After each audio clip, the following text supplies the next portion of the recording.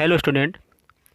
आज हम पढ़ेंगे कक्षा 9वीं विज्ञान के अध्याय 1 हमारे आसपास के पदार्थ के महत्वपूर्ण ऑब्जेक्टिव क्वेश्चन जो इस पार्ट में से बनते हैं।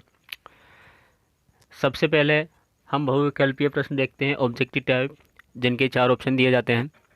पहला प्रश्न है कि किसी तत्व के द्रव्यमान प्रति इकाई आयतन को कहते हैं। ऑप्शन दे रखे हैं त्वरण, घनत्व, वेग, भार। यहाँ पर इसका सही आंसर है ऑप्शन नंबर बी, घनत्व। दूसरा कि बर्फ़ का गलनांक होता है, तो बर्फ़ का गलनांक कितना होता है? ऑप्शन दे रखा है 273.16 केल्विन, 723.16 केल्विन, 263.17 केल्विन या 373 केल्विन। इसका जो सही आंसर है वो है ऑप्शन नंबर ए, 273.16 केल्विन। अगला पूछा कि शुष्क बर्फ क्या है। ऑप्शन दे रखे ठोस carbon dioxide, nitrogen oxide, carbon monoxide या इनमें से कोई नहीं। तो शुष्क बर्फ से जिसे हम पहचानते हैं वो है ठोस carbon dioxide, option number A. अगला पूछा कि निम्न में से किस अवस्था के कारण सूर्य और तारों में चमक होती है। तो सूर्य और तारों में जो चमक होती है वो किन कारण से होती है? ऑप्शन दे रखा है ठोस के कारण, द्रव के कारण, प्लाज्मा के कारण या फिर गैस के कारण। तो यहाँ पर जो चमक होती है वो होती है ऑप्शन नंबर सी, प्लाज्मा के कारण। अगला पूछा है कि डेटॉल की बूंद को जल में मिलाने पर कौन सी परिघटना घटित होती है। ऑप्शन दे रखे परासरण की घटना, विसरण की घटना, ऊर्ध्वपातन की घटना या फिर इनमें से कोई नहीं। यहाँ पर इसका जो सही आंसर है वो है विसरण, ऑप्शन नंबर बी। अगला पूछा कि गर्मियों के दौरान मटके में रखा हुआ जल ठंडा हो जाता है, इसका कारण कौन सी घटना है? हम देखते हैं गर्मियों में जो पानी हम रखते हैं वो मटके में रखते हैं ताकि हमें ठंडा पानी पीने को मिले।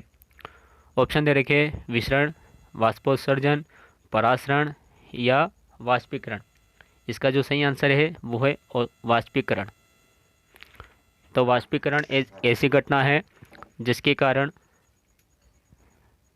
ठंडक उत्पन्न होती है, इसीलिए मटके में रखा हुआ पानी ठंडा हो जाता है। अगले प्रश्न की ओर बढ़ते हैं।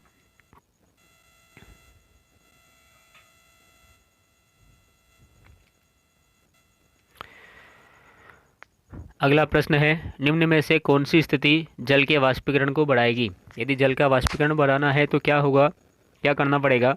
ऑप्शन दे रखे जल के ताप में वृद्धि कर सकते हैं, जल के ताप में कमी कर सकते हैं, जल का कम अवतरित सतही क्षेत्रफल ले सकते हैं या फिर जल में साधारण नमक को मिलाने से वाष्पीकरण बढ़ जाएगा।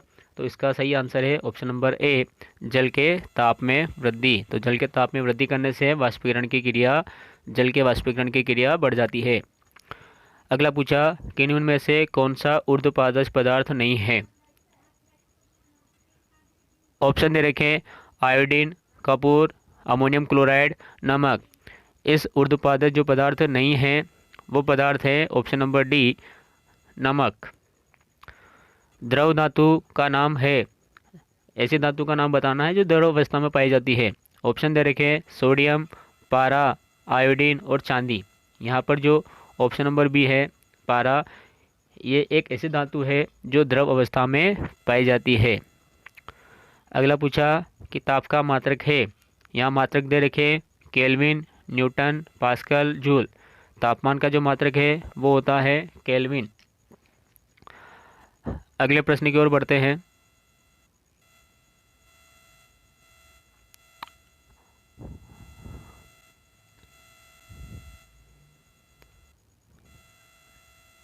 अब यहाँ आ जाते हैं रिक्त स्थान वाले प्रश्न। पहला पूछा कि भारत के प्राचीन दार्शनिकों ने मूल तत्वों में वर्गीकृत किया है पदार्थ को। तो जो प्राचीन दार्शनिक थे उन्होंने पदार्थ को 5 मूल तत्वों में वर्गीकृत किया है। अब 5 मूल तत्व कौन कौन से हैं तो हमें याद होना चाहिए। 5 है पृथ्वी, अग्नि, जल, वायु और आकाश। ये 5 तत्वों में विभाजित किया है जिन्हें हम पंच तत्व भी बोलते हैं। अगला है कि आयतन मापने का साधारण मात्रक क्या है। तो आयतन को हम मापते हैं लीटर से। आयतन मापने के लिए हम लीटर का यूज़ करते हैं। तीसरा, तापमान बढ़ाने पर कणों की गतिज ऊर्जा।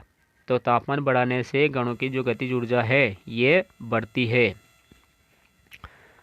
चौथा, कि ठोसों की अपेक्षा द्रवों में विसरण की दर। तो इसमें जो विसरण की दर होती है वो अधिक होती है। पांचवा, कि तापमान की माप केल्विन से सेल्सियस में बदलने के लिए दिए हुए तापमान से खाली स्थान घटाना चाहिए। तो हमें वहाँ पे संख्यात्मक मान 273 को घटाना चाहिए। 273 घटाने से सेल्सियस में मान बदल जाएगा। अगला पूछा कि वायु में विद्यमान जल वाष्प की मात्रा को कहते हैं। तो वायु में विद्यमान जल वाष्प की मात्रा को हम आर्द्रता कहते हैं।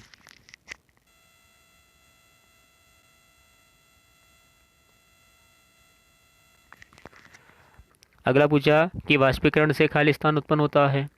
तो वाष्पीकरण से ठंडक उत्पन्न होती है।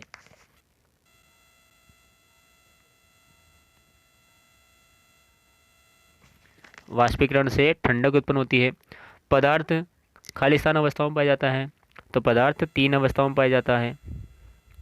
और लास्ट रिक्त स्थान इसमें है। पदार्थों में संपीड़ितता का गुण खाली स्थान अवस्था में सर्वाधिक होता है। 3 अवस्था होती है, ठोस, द्रव, गैस। यहाँ पर जो गैस अवस्था होती है, इस गैस अवस्था में संपीड़ितता का गुण अधिकतम पाया जाता है। आगे और बढ़ते हैं।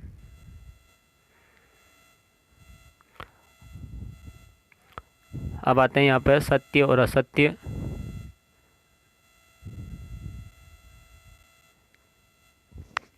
पहला है कि ठोसों एवं द्रवों की तुलना में गैसों में संपीड़ितता काफ़ी अधिक होती है।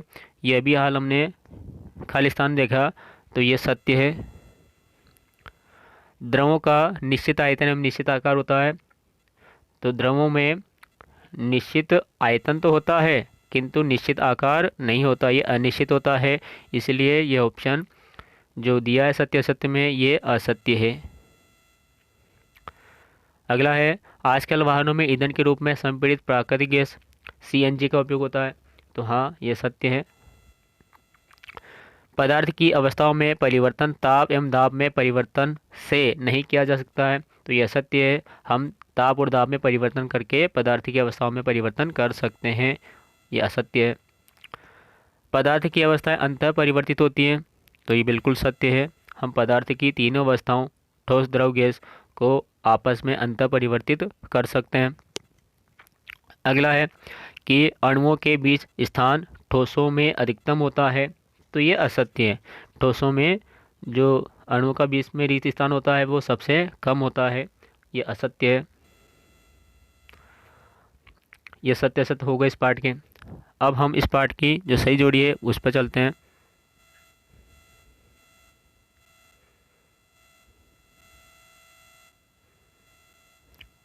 सही जोड़ी बनाइए। दे रखा है तापमान का मात्रक। तो तापमान का मात्रक होता है केल्विन।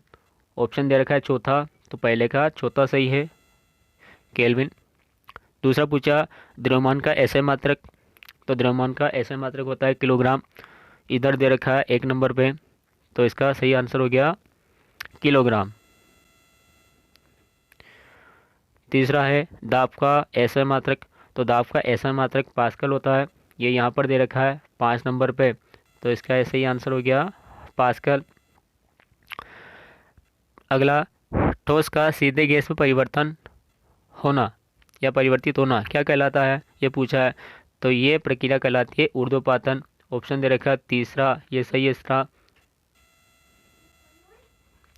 और लास्ट घनत्व का मात्रक। तो घनत्व का मात्रक देखो ऑप्शन भी एक ही बचा हुआ है और ये इसका सही आंसर है किलोग्राम प्रति घन मीटर।